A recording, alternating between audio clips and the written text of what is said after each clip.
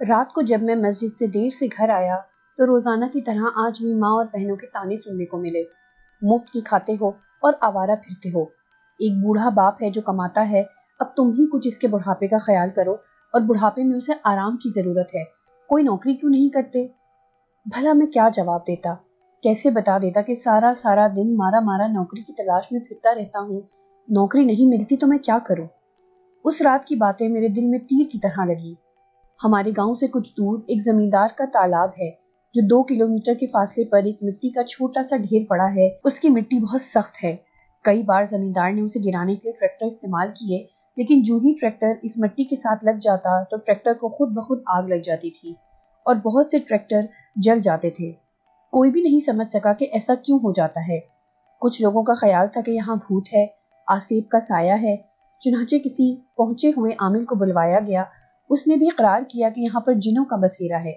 پرانے زمانے میں یہاں پر چھوٹی سی بستی کے سردار کا ایک بہت بڑا خزانہ بھی موجود ہے جو یہاں سے آخری کونے میں 2 فٹ کی گہرائی میں مل سکتا ہے، مگر اس کی جان بھی جا سکتی ہے۔ ایک رات 2 ہیروئنچیوں نے اسے کھودنے کی کوشش کی، مگر حیرت انگیز طور پر وہ دونوں ہلاک ہو گئے۔ ان کے بدنوں پر زخم کا کوئی نشان نہ تھا، صرف گردن پر 2 چھوٹے چھوٹے سوراخ نظر آتے تھے۔ اس واقعے کے بعد لوگ دن کے وقت بھی اس مٹی کے ڈھیر کے پاس سے گزرنے سے ڈرتے تھے۔ یہ سب باتیں میں نے بچپن میں سن لی تھیں، اور میرا اندر کا انسان اس خزانے کو حاصل کرنے کے لیے بے قرار ہو چکا تھا۔ میں یہ بھی جانتا تھا کہ اس میں جان چلی جانے کا بھی خطرہ ہے، لیکن روز روز کے تانوں سے بہتر ہے کہ ایک دن میں ختم ہو جاؤں یا تانے ختم ہو جائیں۔ میں رات ہونے کا انتظار کرنے لگا۔ جیسے ہی رات ہو گئی میں نے وضو کیا، مسجد کی طرف روانہ ہوا۔ امی اور بہنوں سے کہہ کر آیا کہ میرا ایک دوست میری اخبار کے دفتر میں نوکری کے لیے کوشش کرے گا، ہم دونوں اب جا رہے ہیں۔ چنانچہ میں مسجد آیا، نماز باجماعت پڑھی اور بہت دیر تک خدا تعالیٰ سے کامیابی کے لیے دعائیں مانگنے لگا۔ ٹھیک 1 بجے میں روانہ ہوا۔ جیسے ہی میں نے تالاب پار کیا، ایک انجانے خوف نے مجھے آ لیا۔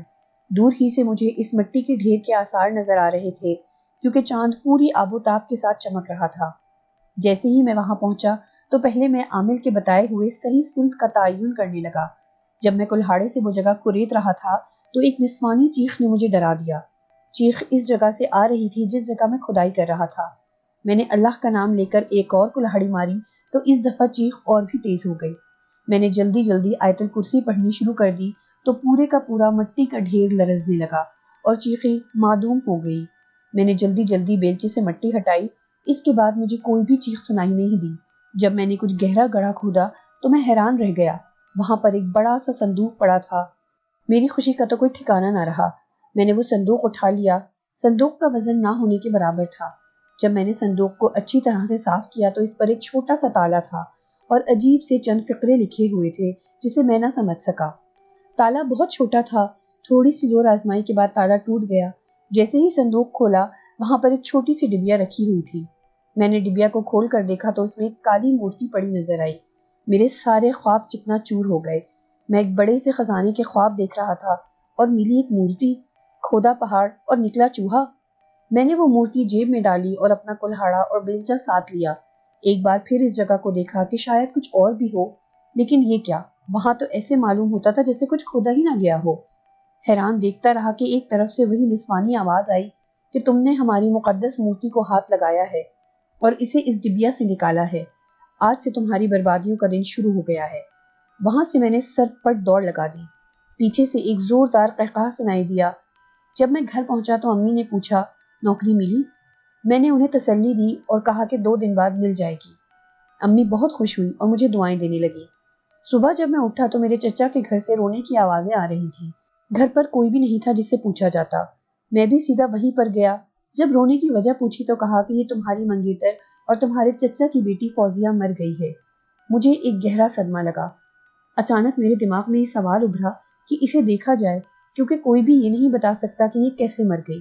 رات تک تو ٹھیک ٹھاک تھی۔ جب میں نے اس کے چہرے سے چادر ہٹائی تو میں لرز گیا، کیونکہ اس کے گردن پر 2 چھوٹے چھوٹے نہایت باریک سوراخ تھے۔ میرے ذہن میں وہ رات والے واقعے کی باتیں گونجنے لگی۔ میرا تو خوف سے برا حال ہو گیا۔ میں سب کو روتا چھوڑ کر شہر آ گیا۔ یہاں پر ایک بہت ہی بڑی مسجد کے امام اور پہنچے ہوئے بزرگ سے ملا۔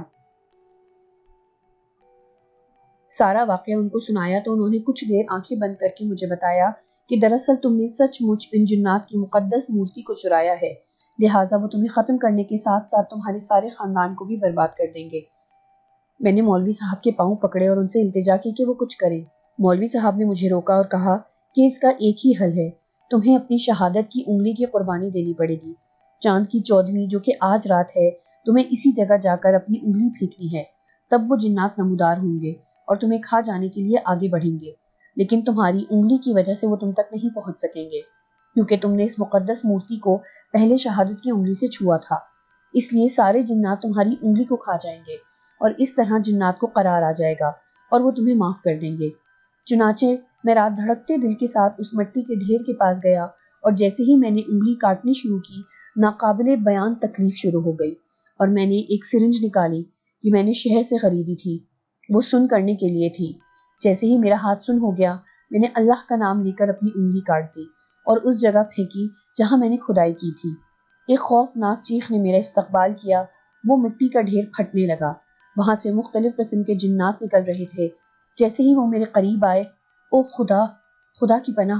اتنی خوفناک شکل، دلوں کو لرزہ کر دینے والی آنکھیں، سب کے دانت بڑے بڑے تیروں جیسے، چہرے پر 2 کی بجائے 3 آنکھیں، اور کچھ دیر بعد ان کے قد آسمان سے باتیں کرنے لگے۔ وہ سب میری پھینکی ہوئی انگلی پر جھپٹ پڑے اور اسے کھانے میں مصروف ہو گئے، اور حیرت انگیز بات یہ تھی کہ وہ جتنا انگلی کو کھاتے وہ اتنی ہی بڑی ہو جاتی۔ سب کے سب نے وہ انگلی کھا لی اور خوفناک قہقہے اور آوازیں لگانے لگے، اور پھر کچھ دیر بعد وہی نسوانی آواز آئی کہ جاؤ، ہم نے تمہیں معاف کیا، پھر کبھی بھولے سے بھی یہاں کا رخ نہ کرنا، ورنہ تمہاری انگلی کی طرح ہم تمہیں بھی چٹ کر جائیں گے۔ میں اس جگہ بے حس و حرکت پڑا رہا، پتہ نہیں کہ کب بے ہوش ہوا۔ جب آنکھیں کھلی تو اپنے گھر میں تھا اور سب رو رہے تھے۔ وجہ پوچھی تو کہنے لگے کہ تمہارے ابا اب اس دنیا میں نہیں رہے، ان کو ایک ٹرک نے ٹکر ماری اور وہ ہلاک ہو گئے۔ میری تو دنیا ہی تاریک ہو گئی، اور جب رو رو کر صبر کیا تو پتہ چلا کہ 1 ہفتے بعد ہوش آیا ہے۔